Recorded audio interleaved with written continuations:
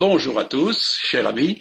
On est encore heureux d'être ensemble. C'est vrai que c'est d'une manière virtuelle, mais nous sommes bien conscients que nous sommes en unité d'esprit, de foi et de volonté et de vision. Et ça, c'est important de savoir que vous êtes là et que nous faisons ensemble une marche avec le Seigneur.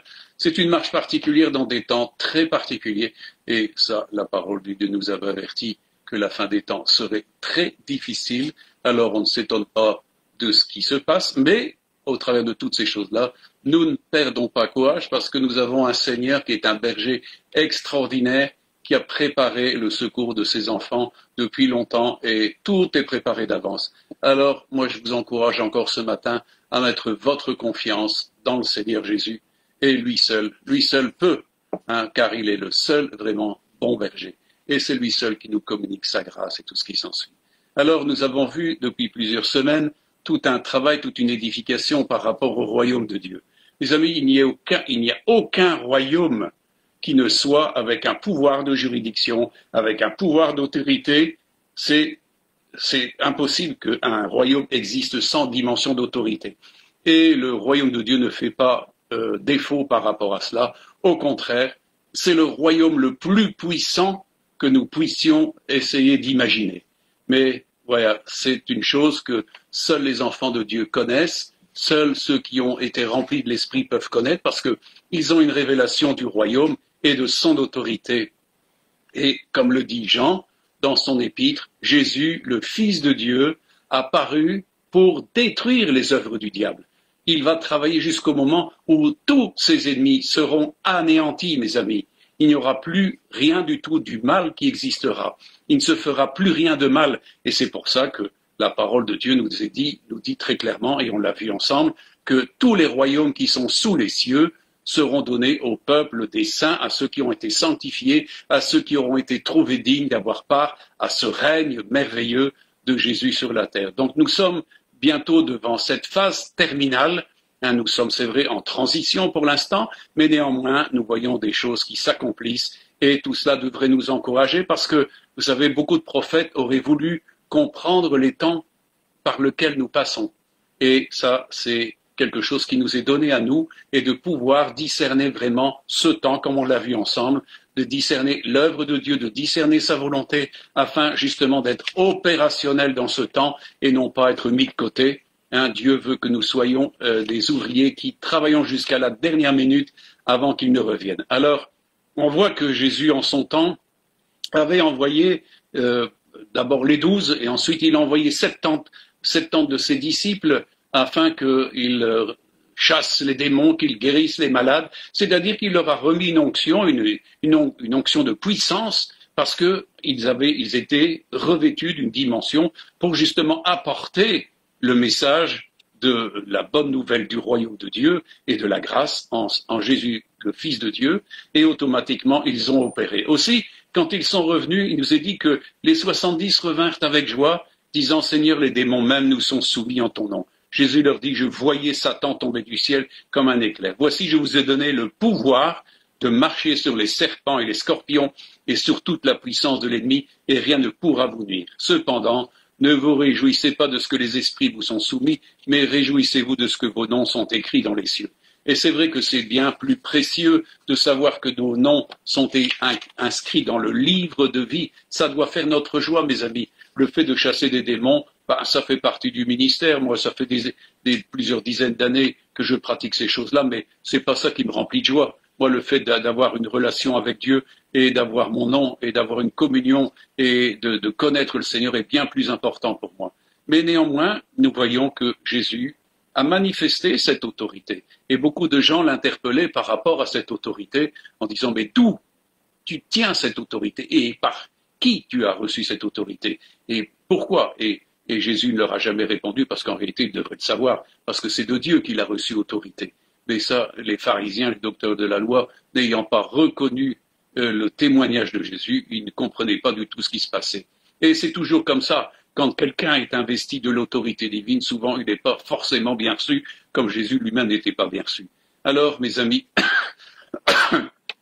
nous voyons que l'important pour Jésus, c'était de nommer des apôtres qui allaient, en fin de compte, et nous le voyons et nous l'avons vu ensemble, que Jésus, pendant 40 jours, après sa résurrection, a parlé expressément du royaume de Dieu, pour que les apôtres puissent être vraiment des témoins de ce royaume et en parler d'une manière habile, d'une manière sage, d'une manière approfondie, en fin de compte, de façon à ce qu'on n'induise pas les disciples dans de fausses croyances, dans des choses très relatives, mais au contraire dans une précision.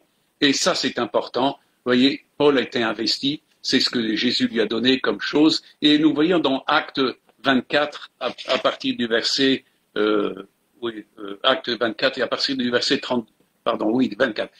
Mais il dira, moi, mais je ne fais pour moi-même aucun cas de ma vie, pourvu que j'accomplisse ma course avec joie et le ministère que j'ai reçu du Seigneur Jésus d'annoncer la bonne nouvelle de la grâce de Dieu. Et maintenant, voici, je sais que vous ne verrez plus mon visage, vous tous au milieu desquels j'ai passé en prêchant le royaume de Dieu. C'est pourquoi je vous déclare aujourd'hui que je suis pur du sang de vous tous, car je vous ai annoncé tout le conseil de Dieu sans en rien cacher. Prenez donc garde à vous-même et à tout le troupeau sur lequel le Saint-Esprit vous a établi ancien pour paître l'Église du Seigneur, si qu'il s'est acquise par son propre sang. Je sais qu'il s'introduira parmi vous après mon départ des loups cruels qui n'épargneront pas le troupeau et qu'il s'élèvera du milieu de vous des hommes qui enseigneront des choses pernicieuses pour entraîner les disciples après eux. Veillez donc vous, souvenant que durant 3 ans, je n'ai cessé nuit et jour d'exhorter avec larmes chacun de vous. Et maintenant, je vous recommande à Dieu et à la parole de sa grâce, à celui qui peut édifier et donner l'héritage avec tous les sanctifiés.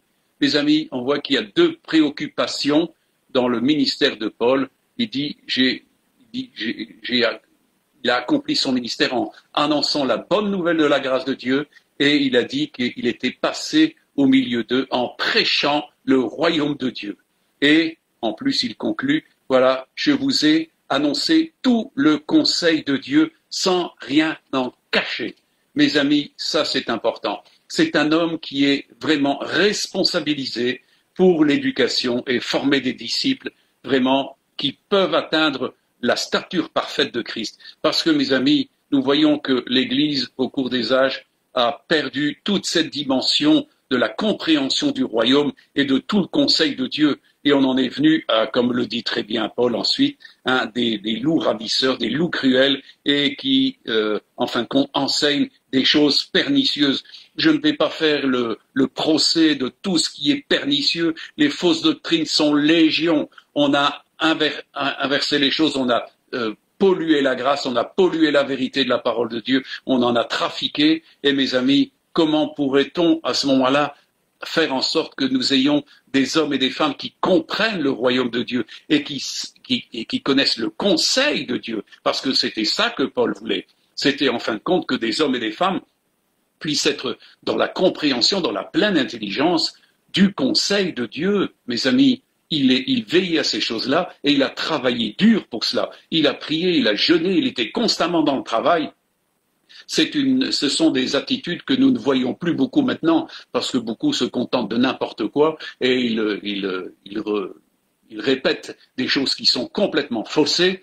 Mes amis, on comprend la nécessité de revenir au fondement scripturaire des Écritures, à la foi et à la capacité d'entendre l'Esprit Saint, pour que justement les choses du royaume de Dieu ne soient pas corrompues et au contraire qu'elles soient vraiment sanctifiées. Et je crois que Paul était un homme fidèle dans son ministère. Quand nous voyons les choses qu'il dit, nous voyons un homme sérieux, nous voyons un homme qui est respectueux de Dieu, mais aussi respectueux des âmes qu'il a eues entre les mains. Et, comme il le dit, je suis pur du sang de chacun d'entre vous. Ça montre le grand respect qu'il a eu d'enseigner d'une manière correcte.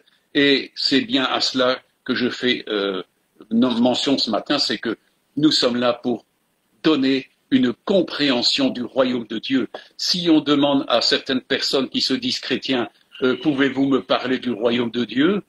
Et qu'est-ce que vous pouvez en dire? Eh bien, vous serez étonné de voir que peu de gens, en réalité, sont capables de discourir sur la dimension du royaume de Dieu et de sa justice. Jésus a dit, parce que beaucoup de gens de ses disciples à ce moment-là s'inquiétaient pour beaucoup de choses. Il a dit, ça, c'est l'attitude des païens. Par contre, faites normalement quelque chose. Recherchez le royaume de Dieu et la justice de Dieu. Et vous aurez tout le reste par au-dessus. Pourquoi? Parce que le royaume de Dieu est un royaume qui se suffit à lui-même. À partir du moment où vous êtes partie prenante de son royaume, de ce royaume de Dieu, eh bien, mes amis, ce royaume opère pour vous, travaille pour vous, vous protège. C'est un royaume qui a des lois de liberté, des lois de justice, des lois qui opèrent, c'est des lois de grâce. Mes amis, quand Pierre, excusez-moi, c'est Jacques qui disait, pour celui qui aura plongé les regards dans la loi parfaite, dans la loi de la liberté, de quelle loi croyez-vous qu'il s'agit? Eh bien, ce sont les choses du royaume de Dieu. Ayez bien certain, comme il est dit, que celui qui plonge ses regards et se met en activité avec ça, va avoir de la fécondité, il va avoir du résultat. Et ça, mes amis, c'est les lois du royaume de Dieu, c'est les lois parfaites. Nous ne sommes plus maintenant dans le ministère de la condamnation, nous sommes dans le ministère de la justification, le ministère de l'esprit, c'est le ministère de la liberté, mes amis. Et ça, c'est important parce que Dieu nous a appelés à la liberté dans la grâce et dans la connaissance de toute la grâce qu'il y a dans le royaume de Dieu. Mes amis, nous ne pouvons pas penser royaume de Dieu sans puissance de grâce, sans puissance d'autorité, sans puissance de justice, sans puissance de liberté, sans puissance de vie. C'est impossible. Toutes ces choses-là sont l'attribut de ce seul royaume qui est le royaume de Dieu. Alors, mes amis, est-ce que vous êtes quelqu'un qui est vraiment instruit? Paul était infiniment instruit du royaume de Dieu et il pouvait en parler. Pendant 3 ans, il a parlé du royaume de Dieu, il a prêché le royaume de Dieu et il a annoncé tout le conseil de Dieu sans rien cacher. Et ça, c'est tellement important. Amen. Alors, mes amis, on comprend ce qu'il dit lui-même par la suite dans 2 Corinthiens, dans Corinthiens 5, versets 17 à 21. Il dit, et ça je crois que tout le monde connaît ce passage, si quelqu'un est en Christ, il est une nouvelle créature, les choses anciennes sont passées, voici toutes choses sont devenues nouvelles. Ou plus exactement, elles vont devenir nouvelles. Et tout cela vient de Dieu qui nous a réconciliés avec lui par Christ et qui nous a donné le ministère de la réconciliation, car Dieu était en Christ, réconciliant le monde avec lui-même, en n'imputant pas aux hommes leur offense, et il a mis en nous la parole de la réconciliation. Et alors ici, il ponctue, nous faisons donc les fonctions d'ambassadeurs pour Christ, comme si Dieu exhortait par nous.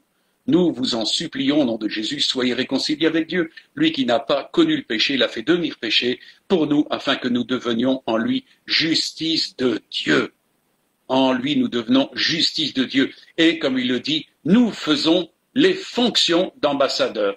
J'ai eu l'occasion dans ma vie de visiter et d'être parfois invité dans des ambassades et je sais un peu comment ça fonctionne. Mes amis, est-ce que vous savez ce que ça veut dire un ambassadeur? Eh bien, un ambassadeur, c'est quelqu'un qui représente un pays et dont il est pourvu d'autorité pour pouvoir représenter au même titre que le roi ou qu'un président son pays. Et donc, on peut dire qu'un ambassadeur, d'une certaine manière, est quelqu'un qui est doté des fonctions plénipotentielles. Donc, il a les pleins pouvoirs. Comprenez, pour le pays, il va pouvoir agir au titre du chef. Donc, et c'est important, quand Paul parle d'être des ambassadeurs pour Christ, eh bien, nous voyons qu'il y a donc quelque chose qui nous est donné et qui fait que nous sommes en fonction d'ambassadeurs pour Christ. Mes amis, je crois que c'est très important de comprendre cela parce qu'un ambassadeur est quelqu'un qui connaît son chef, qui connaît son pays, qui connaît les ressources de son pays, qui connaît l'industrie, qui connaît les techniques, qui connaît le commerce, qui connaît la justice, qui connaît tout. En réalité, c'est un homme averti sur tous les plans. Et mes amis, il est important, quand Jésus disait « Préoccupez-vous du royaume de Dieu et de sa justice », c'est ce qu'il fait appel, c'est que nous soyons des hommes et des femmes qui connaissons le sujet du royaume de Dieu. Et je peux vous dire qu'au travers de mon existence, j'ai pas vu beaucoup de gens qui le connaissaient. On se contente de bribes, on se contente de choses tout à fait superficielles, au lieu de creuser la chose et de chercher. Mes amis, si je prends l'exemple d'un représentant de commerce, que diriez-vous si vous étiez un chef d'entreprise et que vous envoyez un représentant de commerce vous représenter et qui ne vous connaît pas, qui ne connaît pas les produits et qui n'est pas capable d'en parler d'une manière intelligente, d'une manière sage?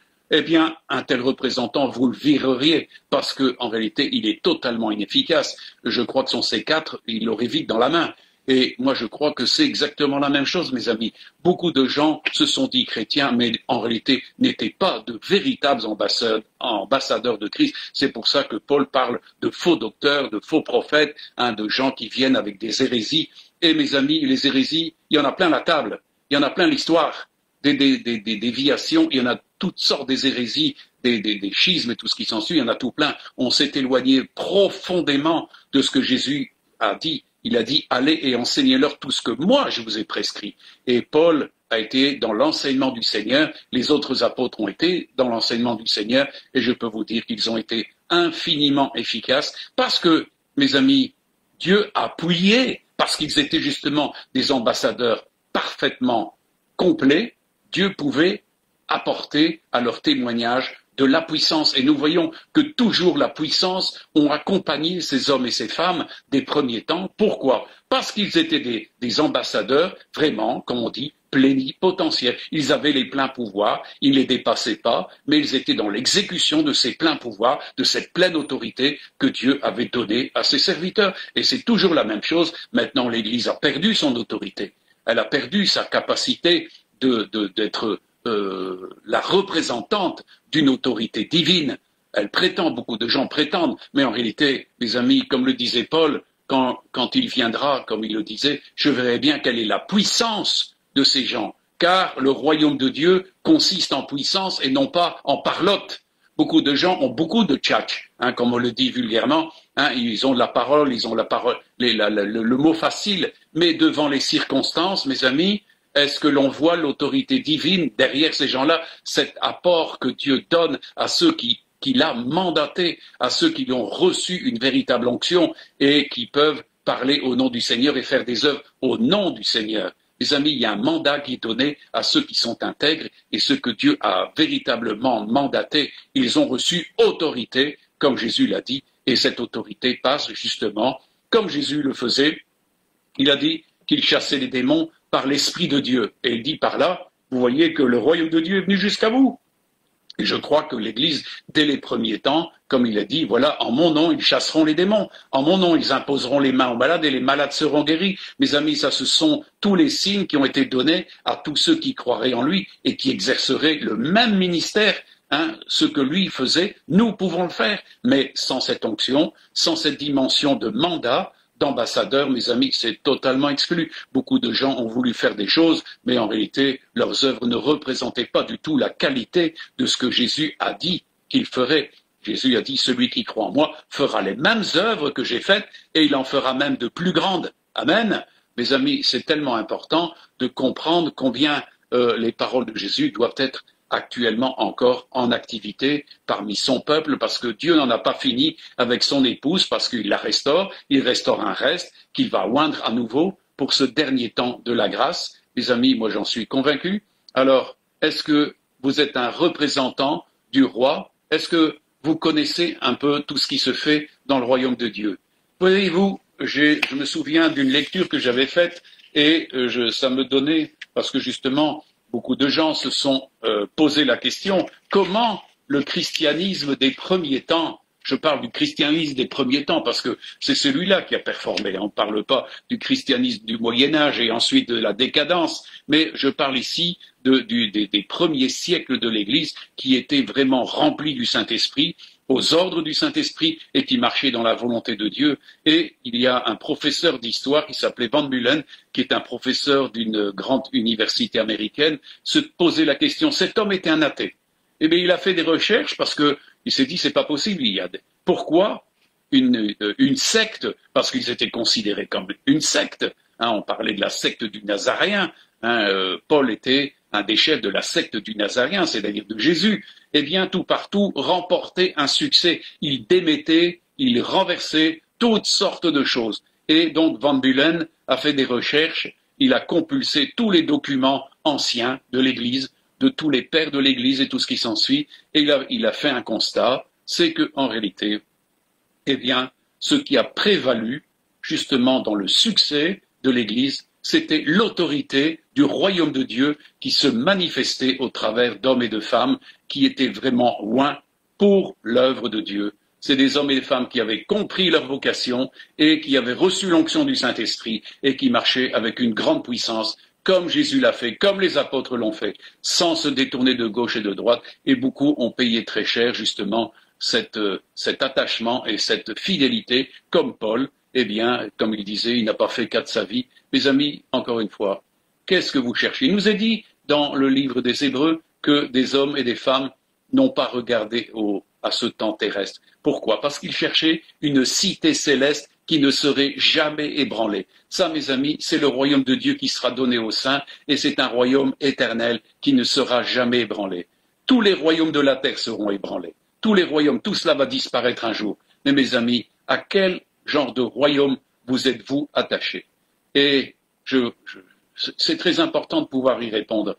Et est-ce que nous sommes vraiment, comme il est dit ici, des ambassadeurs qui ont reçu cette dimension de puissance pour apporter la parole de Dieu encore dans ce temps?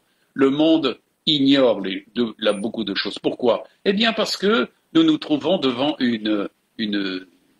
un manque de guides, de manque d'instructeurs qui peuvent être comme Paul et qui passent au milieu des gens, leur apportant tout le conseil de Dieu et leur prêchant, leur expliquant tout le royaume de Dieu, les fonctionnements, les rouages, les lois, la puissance, l'autorité, et de savoir décrire tout ce qui se fait, non seulement de Dieu, du Seigneur, de l'Esprit Saint et de la puissance du royaume, d'en connaître tous les aspects. Et mes amis, on n'a plus beaucoup de gens qui sont encore capables de faire ça. Pourtant, il faudrait que ça soit une connaissance qui soit dans toutes les familles, parce que, mes amis, nous faisons, c'est vrai, fonction d'ambassadeurs auprès de certains que nous rencontrons, mais nous faisons fonction d'ambassadeurs pour nos propres enfants. Si nous ne sommes pas capables de manifester le royaume de Dieu pour nos enfants et de leur expliquer le conseil de Dieu et tout ce qui concerne le royaume de Dieu, eh bien, nous sommes de très mauvais instructeurs. En réalité, on ne fait pas office d'ambassadeur auprès de ceux qui nous sont chers. Mes amis, il est important de comprendre cela. Et mes amis, je voudrais maintenant revenir sur les origines de cela. Parce que quand est-ce que commence la compréhension, l'introduction du royaume de Dieu dans une vie? Eh bien, c'est pas compliqué. C'est, en fin de compte, vous connaissez tous la plupart du temps ce que l'évangile de Jean au chapitre 3, avec des versets qui nous sont célèbres, Jésus, le Fils de Dieu, il est venu, Dieu a tant aimé les hommes qu'il a envoyé son Fils afin que quiconque croit en lui ne périsse pas, mais qu'il ait la vie éternelle. Mais il y a eu, avant de cela, quand Jésus a été interpellé par Nicodème, il nous est dit donc dans le début, il nous est dit qu'il vint auprès de lui, auprès de Jésus de nuit, et lui dit, Rabbi, nous savons que tu es un docteur venu de Dieu, car personne ne peut faire ces miracles que tu fais si Dieu n'est avec lui. Et aussitôt, Jésus lui répondit, en vérité, en vérité. Ça, quand Jésus dit en vérité, c'est incontournable, tu as intérêt à ouvrir tes yeux et à tes oreilles. Et je te le dis, si un homme ne naît de nouveau, il ne peut voir le royaume de Dieu. Nicodème lui dit, comment un homme peut-il naître quand il est vieux? Peut-il rentrer dans le sein de sa mère et naître? Jésus répondit, en vérité, je te le dis, si un homme ne naît d'eau et d'esprit, il ne peut entrer dans le royaume de Dieu. Ce qui naît de la chair est chair, ce qui naît de l'esprit est esprit. Ne t'étonne pas que je t'ai dit, il faut que vous naissiez de nouveau.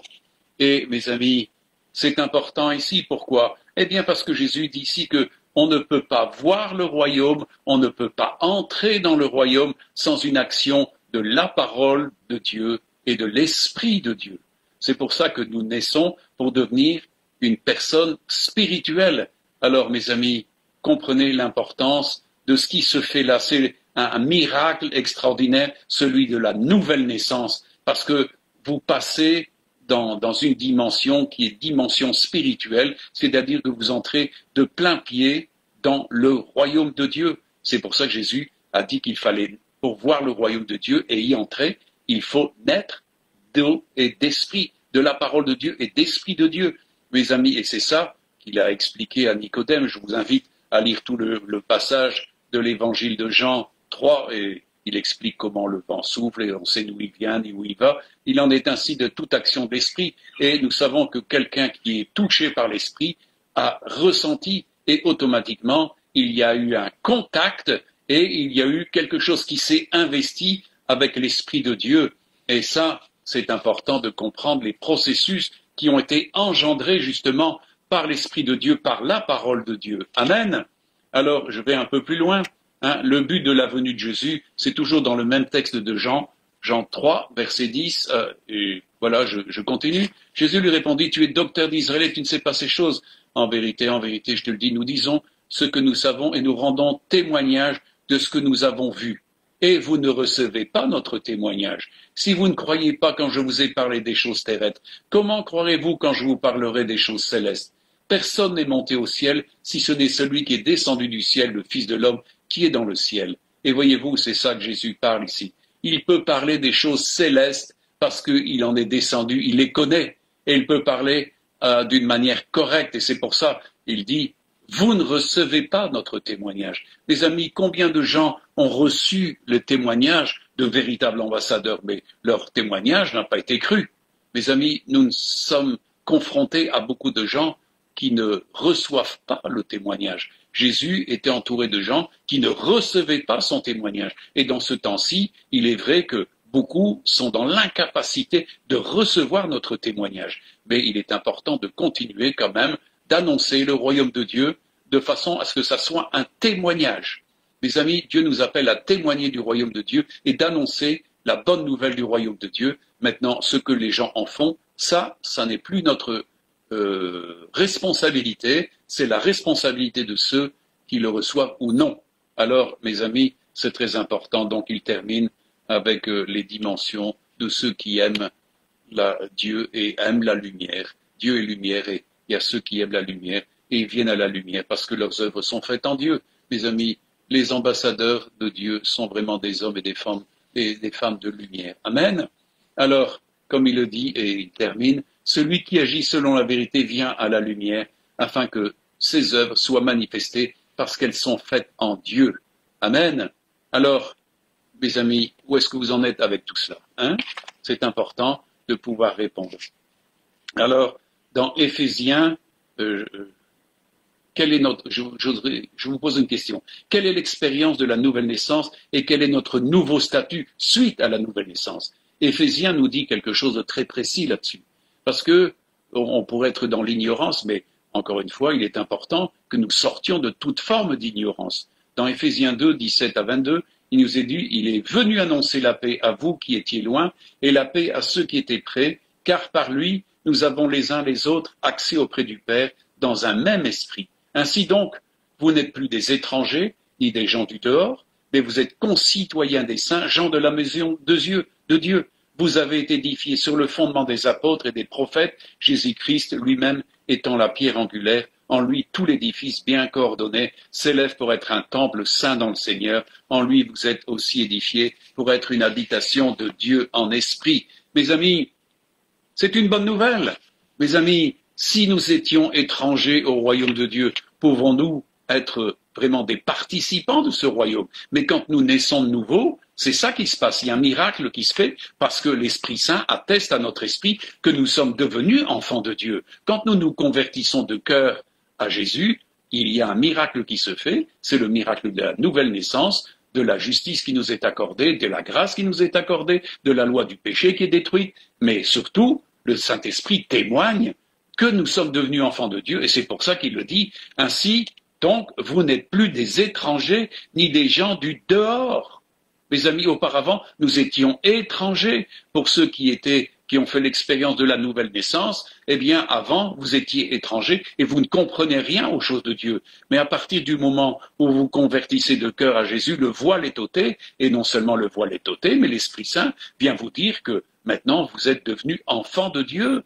Et c'est ce que vous êtes véritablement. Donc, mes amis, nous sommes en position d'être des citoyens, et comme il est dit un peu plus loin, on n'est plus des étrangers ni des gens du dehors, mais nous sommes concitoyens des saints et des gens de la maison de Dieu. Amen. Nous sommes des gens de la maison de Dieu. Nous sommes adoptés en Christ et nous faisons partie de la maison de Dieu. Nous sommes le peuple de Dieu. Amen. C'est important. Ça nous place dans une position de sécurité et dans la position d'être des vrais ambassadeurs, puisque en réalité, nous commençons à comprendre les choses de la maison de Dieu et les choses du royaume. Si nous sommes concitoyens de ce royaume. Et si nous sommes des gens de la maison de Dieu, nous sommes instruits des choses de la maison de Dieu, n'est-ce pas vrai? Je vous pose la question. Est-ce que vous avez évolué dans la compréhension de votre nationalité nouvelle en tant qu'enfant de Dieu et fils et fille du royaume? Oh, mes amis, si vous ne l'avez pas encore, il est important pour vous de faire cette expérience de la nouvelle naissance en Christ et de recevoir justement cette révélation d'enfant de Dieu.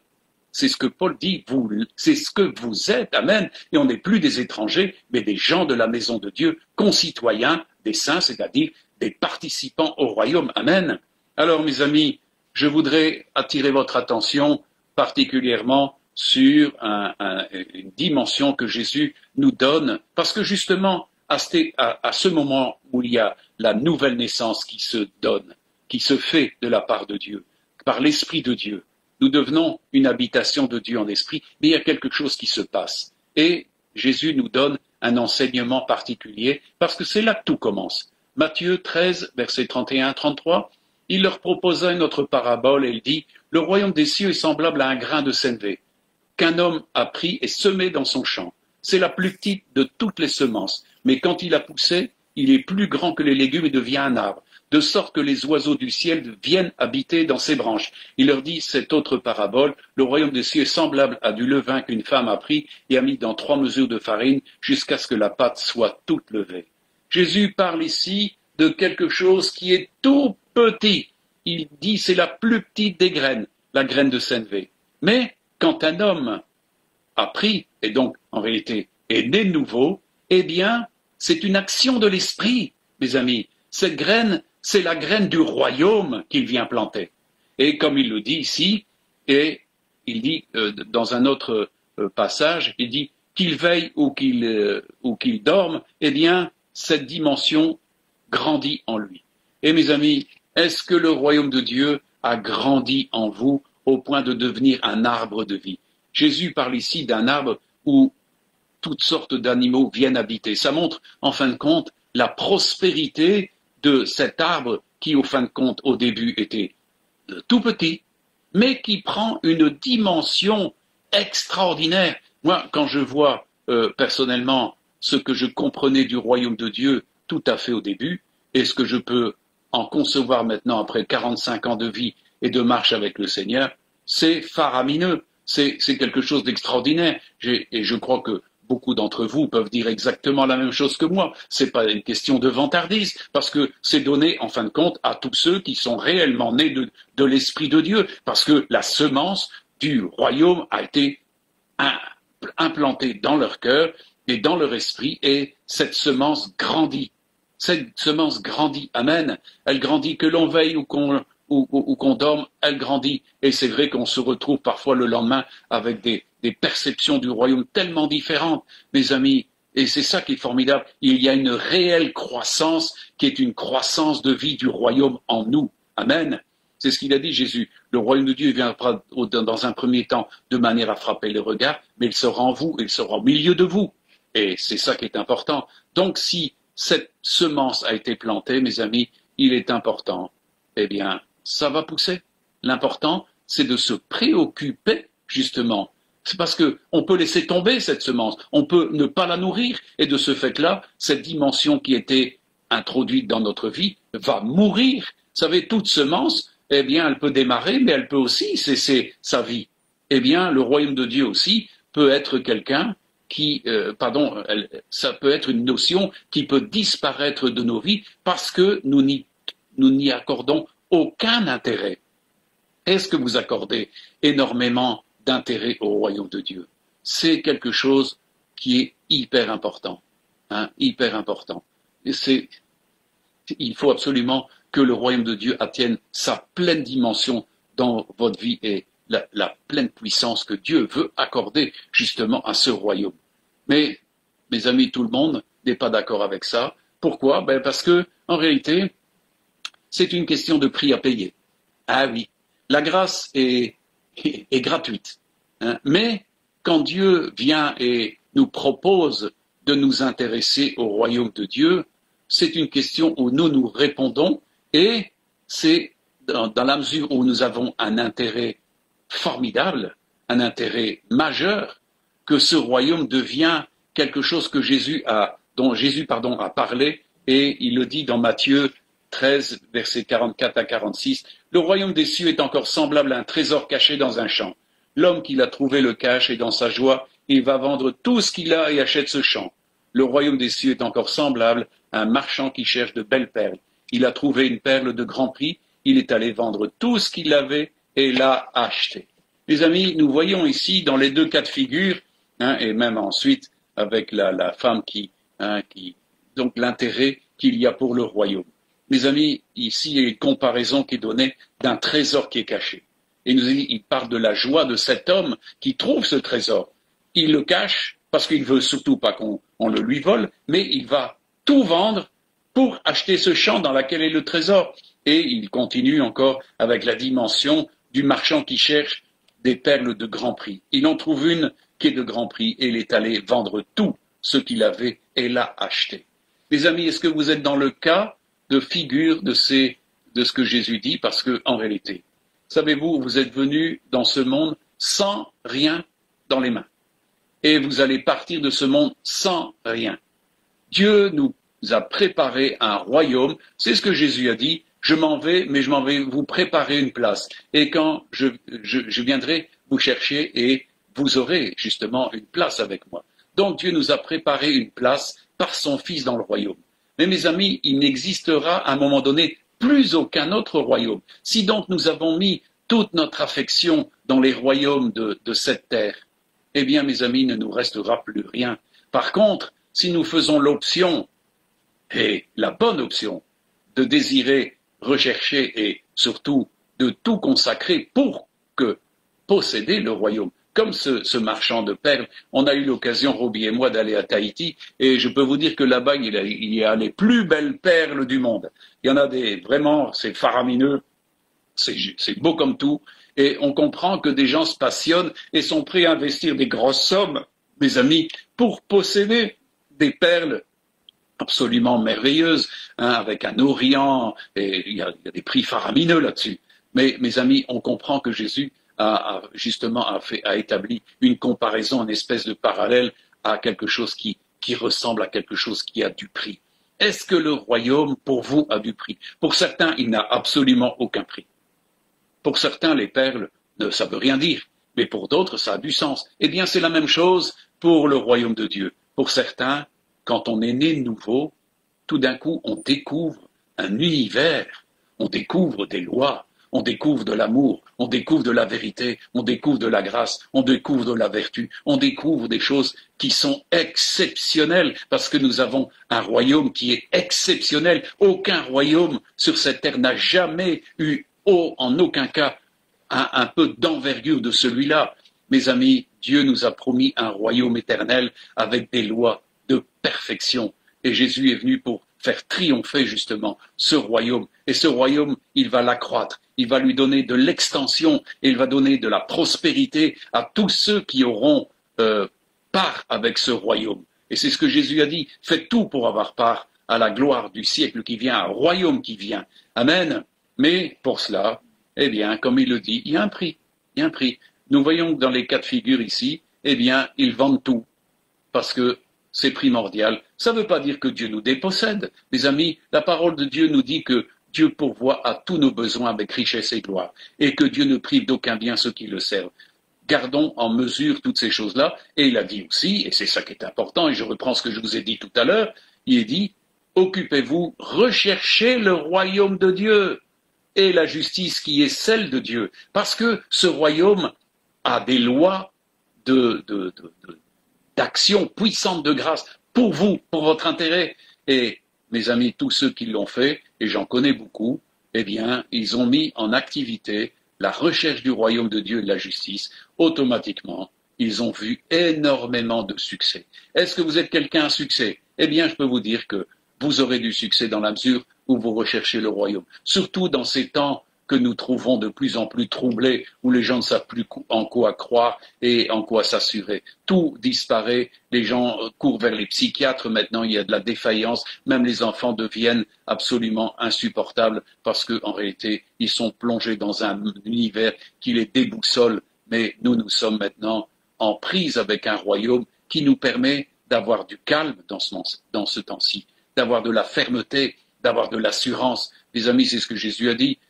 Quand ces choses-là arriveront, relevez vos têtes parce que votre délivrance approche. La délivrance approche, mes amis. Nous sommes au bout. Il n'y en a plus pour très longtemps, mais il faut rester ferme jusqu'au bout et marcher comme le Seigneur nous le dit et justement continuer d'avoir les yeux fixés sur le roi de ce royaume et comprendre les intérêts et les lois de ce royaume qui est extraordinaire. C'est un royaume qui nous est donné gratuitement par l'amour de Dieu. Amen.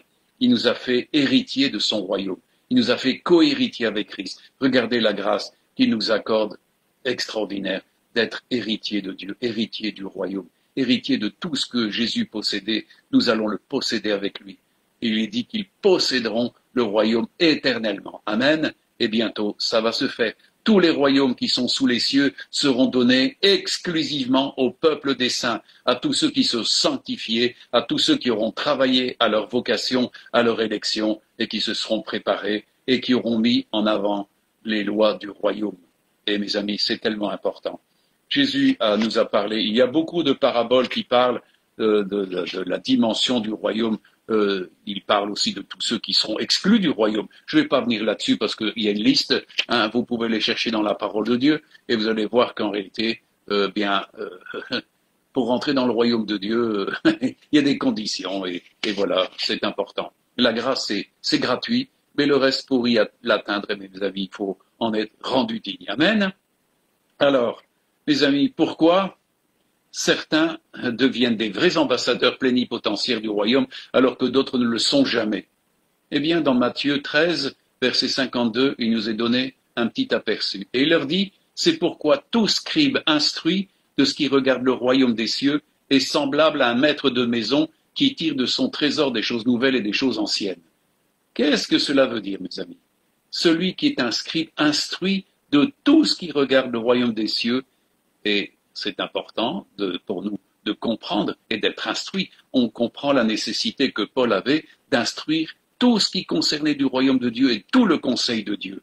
Et il dit pourquoi? Eh bien parce qu'à ce moment-là, tu es constitué comme un maître de maison qui, en fin de compte, peut tirer de son trésor, parce que moi j'appelle ça un trésor et Dieu appelle ça un trésor, le fait de connaître le royaume de Dieu, c'est un trésor on ne peut pas l'épuiser. On ne peut pas l'épuiser. C'est inépuisable. Donc c'est un trésor sans fond qui tire de son trésor des choses nouvelles et des choses anciennes. Mes amis, on comprend la préoccupation de Paul quand il disait « J'ai passé au milieu de vous en prêchant le royaume de Dieu et je vous annonçais tout le conseil de Dieu sans en rien cacher. » Alors on comprend qu'on fait fonction d'ambassadeur. Et c'est ce qu'il dit ici. En fin de compte, un maître de maison, c'est un ambassadeur. Et nous avons été édifiés pour être une habitation de Dieu en esprit, nous dit Jean 14, 26.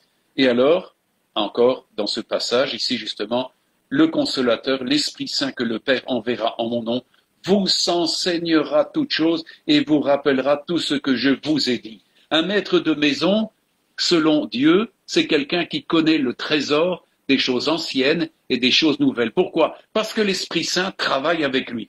L'Esprit Saint lui rappelle et lui enseigne. C'est ce qu'il a dit. Vous recevrez l'Esprit de Dieu que le monde ne peut pas recevoir. Parce que ça, c'est l'exclusivité des saints. L'Esprit Saint qui va conduire dans toute la connaissance de la vérité, mais comme il le dit ici, il va vous rappeler les choses que je vous ai dites.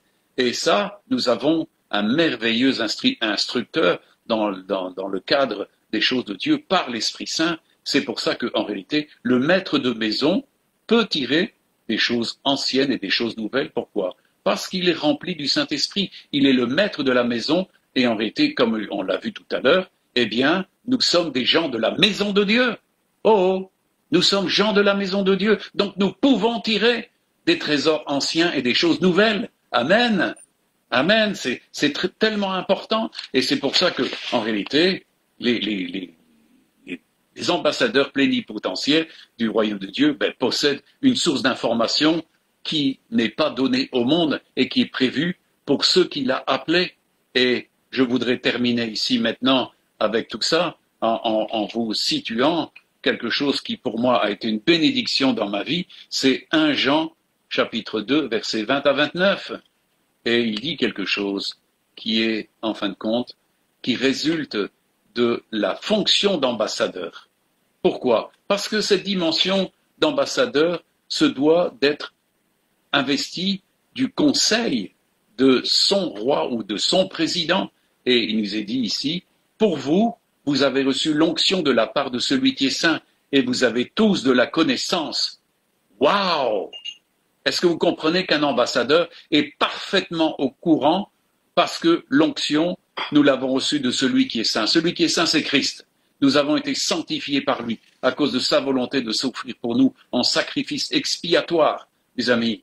Et c'est là où, en fin de compte, nous avons reçu l'onction de la part de celui qui est saint et vous avez tous de la connaissance. Mes amis, l'onction, nous allons le voir plus loin, enseigne toutes choses. Et là, on comprend qu'un maître de maison, qui est comme un scribe averti des choses du royaume, eh bien une connaissance constante. Amen. Et il dit, je vous écris, non que vous ne connaissiez pas la vérité, mais parce que vous la connaissez, et parce qu'aucun mensonge ne vient de la vérité. Qui est menteur sinon celui qui dit, enfin je vais un peu plus loin, que ce que vous avez entendu dès le commencement demeure en vous, et ce que vous avez entendu dès le commencement demeure en vous, vous demeurerez aussi dans le Fils et dans le Père. Et la promesse qu'il vous a faite, c'est la vie éternelle. Je vous ai écrit ces choses au sujet de ceux qui vous égarent. Les amis, beaucoup de gens égarent. Et heureusement, pour ceux qui sont vraiment ambassadeurs et qui reçoivent l'onction, eh bien, il est dit ici, pour vous, l'onction que vous avez reçue de lui demeure en vous, et vous n'avez pas besoin qu'on vous enseigne. Mais comme son onction vous enseigne toutes choses, et qu'elle est véritable, et qu'elle n'est pas un mensonge, demeurez en lui, selon les enseignements qu'elle vous a donnés. Mes amis, beaucoup de gens égarent. Et nous sommes dans un temps d'égarement incroyable, d'apostasie incroyable, de fausses prophéties, de fausses doctrines, de faux enseignements. Mais celui qui a reçu l'onction, eh bien, il a la capacité de juger. Pourquoi? Parce que l'onction enseigne toutes choses. Et il nous est dit ici que cette onction, pour vous, l'onction que vous avez reçue de lui demeure en vous. Et vous n'avez pas besoin qu'on vous enseigne. Mes amis, il nous est dit ici que l'onction enseigne toutes choses. Beaucoup de gens ont voulu recevoir de l'onction pour avoir simplement des frissons. Et moi, j'aime beaucoup ce passage parce que j'étais en recherche auprès du Seigneur dès les débuts de ce que Dieu pouvait me dire et de pouvoir me conduire. Pour être vraiment un fils et fille de Dieu, il nous faut entendre ce que Dieu dit. Dieu veut parler et il le dit au travers de l'onction. Il fonctionne au travers de l'onction du Saint-Esprit parce que nous avons reçu l'onction de celui qui est saint. Amen.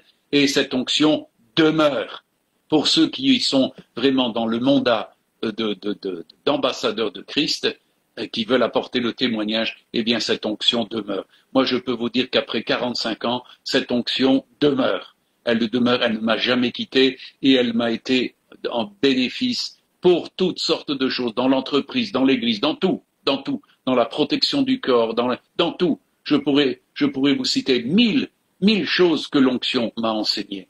Et elle continue d'enseigner dans ces temps-ci, surtout dans ces temps très troublés où la fraude, la droiture disparaît, où la vérité, elle est masquée, il y a du mensonge partout. Eh bien, il est important que nous restions dans cette onction qui enseigne la vérité. Moi, j'ai fait grand cas de ça. Je voyais beaucoup de gens qui ne se souciaient pas de cette onction. Et j'ai compris que c'était un trésor inépuisable. Et c'était quelque chose qui était donné et que nous avons reçu et qui veut demeurer en nous. Si nous demeurons en lui, il demeure en nous. Et son onction agit. Amen. Et dans ces temps troublés, mes amis, il est important que nous puissions être justement dans cet enseignement de l'onction. Elle est profitable à tous égards. Elle est une richesse pour le peuple de Dieu. C'est l'onction de l'Esprit de Dieu qui nous conduit dans tout le plan de Dieu. Et c'est en cela que les vrais ambassadeurs comme Paul étaient remplis de l'onction. Mes amis, l'onction nous donne un enseignement. Jésus lui-même, quand il est venu dans la synagogue et qu'il a prononcé ces fameuses paroles où il dit « L'onction du Seigneur est sur moi, car, dit-il, il m'a oint pour apporter des bonnes nouvelles. » Mes amis, l'onction enseigne des bonnes nouvelles, il enseigne des choses et il agit, et l'onction qualifie pour des œuvres de puissance. Mes amis, mais sans cela, il n'y a rien du tout. Alors comprenez l'importance justement de pouvoir être conduit par l'onction, recevoir l'onction et demeurer dans l'onction. Beaucoup de gens, j'ai vu, ont perdu l'onction pour la bonne et simple raison qu'ils ont fait des erreurs de justice, mais celui qui se repent, eh bien Dieu peut à nouveau le restaurer. Mais les temps sont courts, mes amis. Nous ne sommes pas là pour jouer, les temps sont sérieux. Il dit de racheter le temps, car le temps est court et le Seigneur est à la porte. Alors nous ne sommes pas là pour jouer, mais au contraire pour faire office d'ambassadeur. Alors vous me poserez la question, qu'est-ce qu'il faut faire en ce temps-ci? Eh bien, continuez. Qu'est-ce que Jésus a dit dans Matthieu 24, 14? Il nous est dit, cette bonne nouvelle du royaume sera prêchée dans le monde entier pour servir de témoignage à toutes les nations. Alors viendra la fin. La fin ne viendra que dans la mesure où l'évangile sera prêché au monde entier pour servir de témoignage. Mes amis, encore une fois, Jésus a dit, on l'a vu tout à l'heure, que ceux qui entendaient la parole de Dieu ne recevaient pas le témoignage. Mais Dieu nous enjoint à continuer à prêcher le royaume de Dieu afin que cela serve de témoignage. Mes amis, nous ne sommes pas à la place des autres. Certains vont recevoir notre témoignage, d'autres ne vont pas recevoir notre témoignage.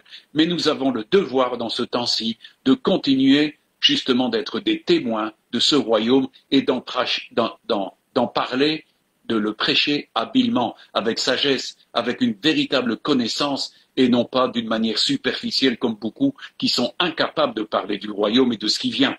Mes amis, il est important que nous soyons comme ces scribes qui ont la connaissance du royaume de Dieu et tout ce qui a trait au royaume de Dieu. Est-ce que vous avez fait des progrès dans cette connaissance du royaume de Dieu? Est-ce que le royaume de Dieu, comme Jésus l'a dit, a grandi en vous? C'est ce qui est important. Paul voulait faire des disciples afin que justement le royaume de Dieu grandisse et s'il grandit, ça veut dire que Christ grandit en vous. Et Christ va arriver à sa stature parfaite et c'est là où, en fin de compte, nous arrivons à cette position dont parle Paul, où il disait qu'il prêchait à ceux qui étaient parfaits, une sagesse qui n'était pas de ce monde, mais qui est de Dieu, et qui était réservée à ceux qui étaient parfaits. Est-ce que vous entrez dans tout ce domaine de perfection, de manière à ce que vous puissiez être des ambassadeurs plénipotentiaires auprès de vous, et surtout auprès de vos enfants, auprès de vos amis, auprès de votre famille? Mes amis, Dieu nous a donné le mandat de témoigner, d'être des témoins, et des témoins habilités, des témoins qui sont approuvés de Dieu, de manière à apporter des choses qui sont vitales, et des choses qui ne sont pas des dimensions religieuses. Mes amis, il y a eu un tel débordement, un tel afflux de fausses doctrines qu'il nous faut vraiment avoir l'Esprit de Dieu pour rester dans la vérité. Il est l'Esprit de vérité qui conduit dans toute la vérité. Et je crois que les ambassadeurs vraiment du royaume savent éliminer rapidement de leur compréhension de tout ce qui était falsifié, tout ce qui est fausse doctrine, tout ce qui est hérésie. Et ils savent aussi discerner par quel esprit les choses se font, de manière à ne pas être égarés. Le Saint-Esprit nous est donné pour marcher d'une manière digne du Seigneur, comme le dit Paul dans Romains 8. Ce sont ceux qui sont conduits par l'Esprit de Dieu qui sont réellement fils et filles de Dieu. Et c'est ce que je vous souhaite, mes amis, c'est d'être vraiment ces hommes et ces femmes qui ont reçu l'onction et qui vivent de l'onction et qui peuvent combattre et vaincre. Mes amis, il est important, nous voyons que dans les guerres passées, il était ceux qui remportaient la victoire, c'est ceux qui avaient l'onction. Gédéon avait l'onction, David avait l'onction, Josué avait l'onction, Moïse avait l'onction, tout cela avait l'onction et automatiquement ils pouvaient triompher parce qu'ils étaient des témoins évidents et des ambassadeurs de Dieu. Et mes amis, c'est ce que je souhaite pour vous dans ce temps, c'est que vous soyez encore dans l'ordre de mission. Jésus a dit, allez, annoncez partout la bonne nouvelle du royaume. et de la grâce que nous avons en lui. Amen. Alors, je vous encourage encore à prier. Et encore merci de tous ceux qui nous soutiennent dans la prière et aussi par les offrandes. Et nous ne vous oublions pas. Et nous prions le Seigneur qu'il vous renvoie la bénédiction, qu'il vous la multiplie. Les amis, merci d'être avec nous dans ce travail. C'est vrai, ce sont des temps spéciaux, mais moi je ne suis pas troublé. Je ne suis pas troublé par ce qui se passe, parce que le Seigneur est mon berger, comme disait David, et la grâce, il nous accompagnera de sa grâce tout le long de notre vie, et jusqu'au bout. Amen. Alors, soyez encouragés ce matin, et que le Seigneur vous bénisse, et multiplie encore dans votre vie toute son action, toute son onction, et que vous soyez vraiment des témoins puissants. Dieu va lever encore un reste qui sera des témoins puissants. Amen. Il y a de la puissance encore, le royaume de Dieu va encore faire ses manifestations comme dans les premiers temps, et je crois même que ce sera encore plus puissant que ce qui s'est fait dans les derniers temps, car Dieu veut encore donner un éclat à la dimension de ce qu'a fait son Christ, et une dimension qui va glorifier le Seigneur avec une démonstration de la puissance du royaume encore, pour ceux qui constituent l'épouse glorieuse, sans tache, sans souillure, sans flétrissure, et qui veut faire les œuvres de justice qu'il a préparées. Amen. Alors, soyez bénis et à bientôt. Et donnez-nous de vos nouvelles. On est heureux d'en recevoir et de pouvoir y répondre si l'occasion s'en présente. Que le Seigneur vous bénisse et que sa grâce soit avec vous. Amen.